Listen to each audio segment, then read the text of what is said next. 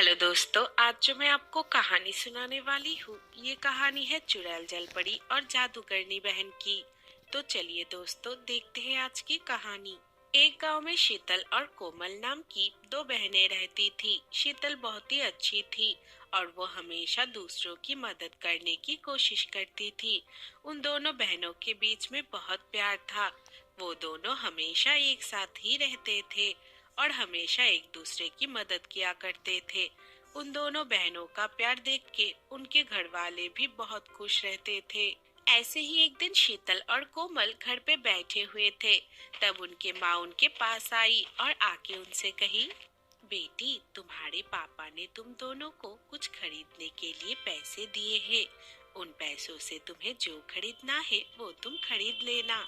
सच्ची में? आप मुझे अभी पैसे दीजिए, मैं तो उन पैसों से अपने लिए नए नए कपड़े खरीदूंगी।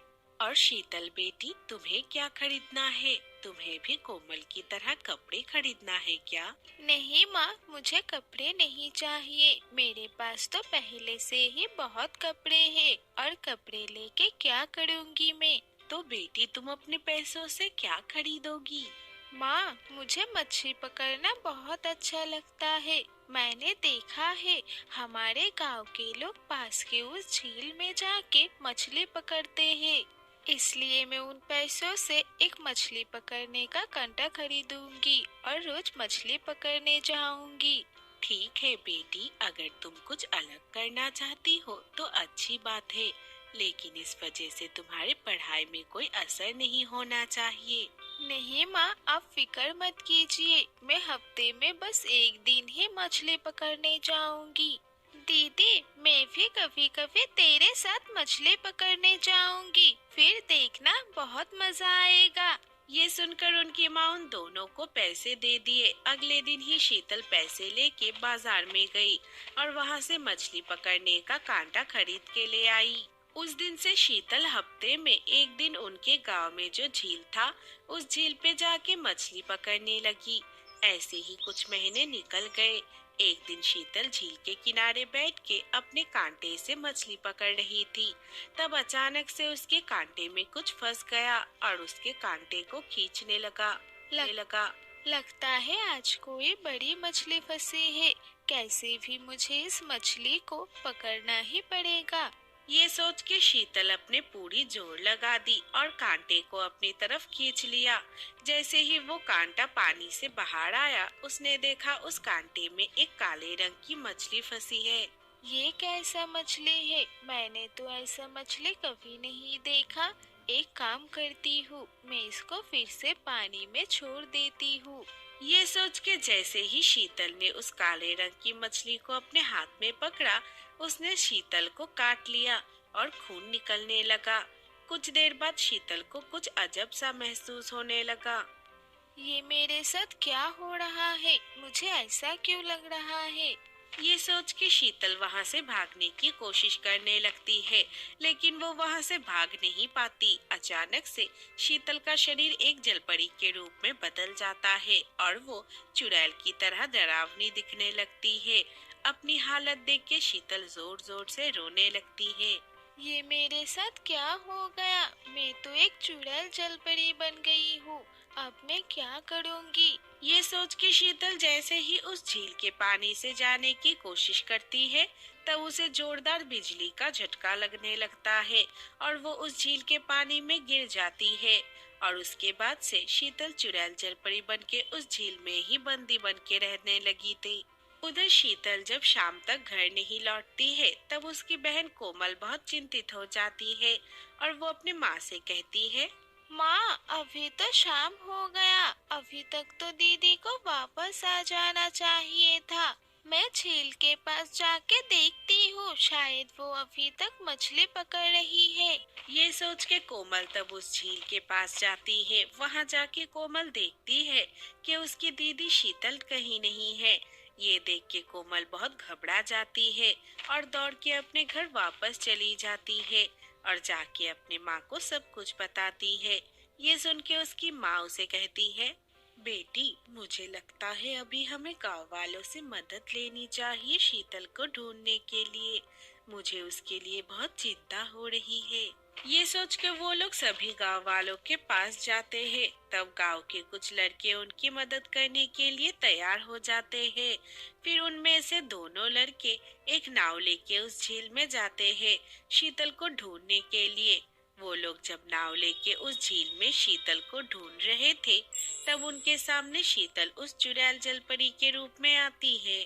तुम लोगों की इतनी हिम्मत, तुम लोग मुझे ढूंढने आए हो।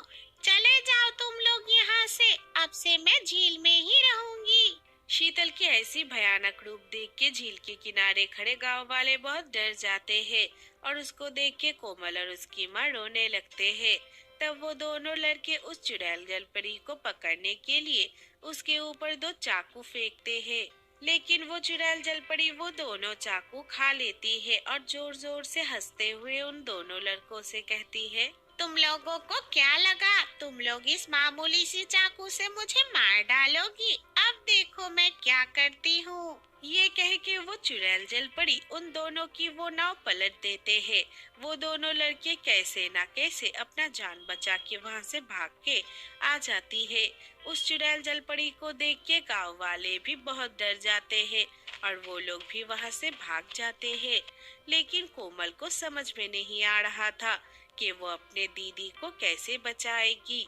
वो रोते हुए तब अपने माँ को लेके घर वापस चली गई और घर जाके अपने माँ से कही, माँ, मुझे कुछ समझ में नहीं आ रहा है। दीदी को अब मैं कैसे बचाऊंगी? वो अभी एक चुड़ैल जलपरी बन गई है। अगर मैं उनके सामने गई तो वो मुझे भी नहीं पहचान पाएगी।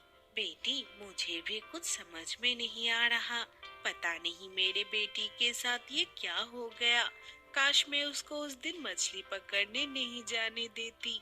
ये कह के उसकी माँ रोने लगती है। वो लोग जब आपस में बात कर रहे थे, तब उनकी काम वाली वहाँ आ गई और आके कोमल बेटी से कही, कोमल बेटी, मैं जानती हूँ तुम कैसे शीतल बेटी को उस चुड़ैल जलपरी के हाथ से बचा सकती हो।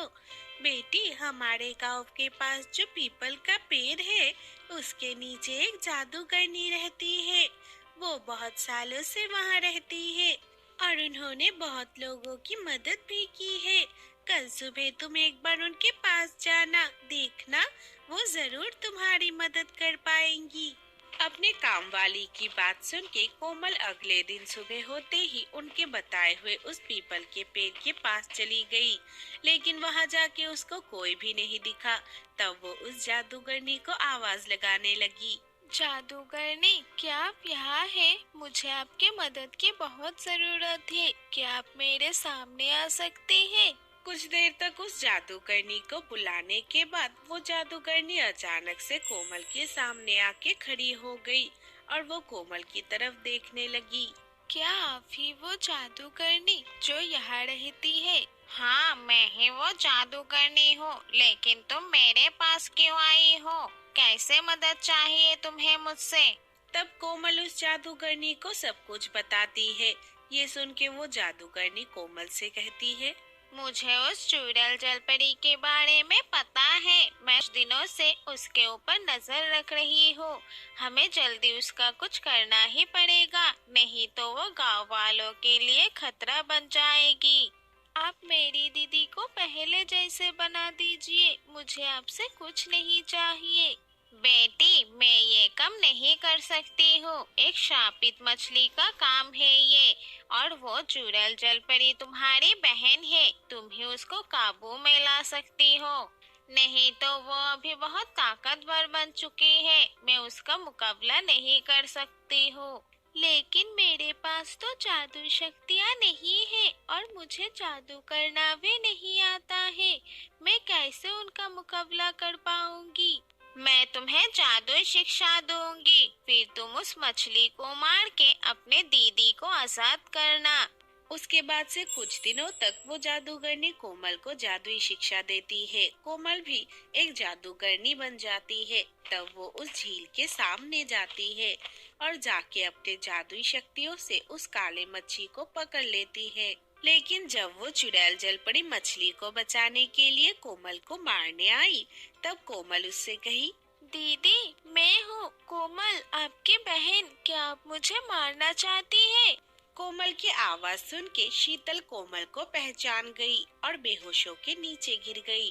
तब कोमल ने अपने जादुई शक्ति से उस मछली को मार दिया। उस मछली को मारते ही शीतल अपने असली रूप में वापस आ गई और वो शीतल को लेके घर चली गई। उसके बाद से कभी भी उस काली मछली ने किसी को परेशान नहीं किया और वो दोनों बहन फिर से एक साथ रहने लगे। तो दोस्तों, आज की कहानी से हमें ये सीख मिला कि अगर तुम किसी मुसीबत में पड़ते हो तो अपने ही तुम्हारा साथ देते हैं। दोस्तों, अगर ये वीडियो अच्छी लगी हो तो वीडियो को लाइक कर देना और हमारी चैनल को सब्सक्राइब करना मत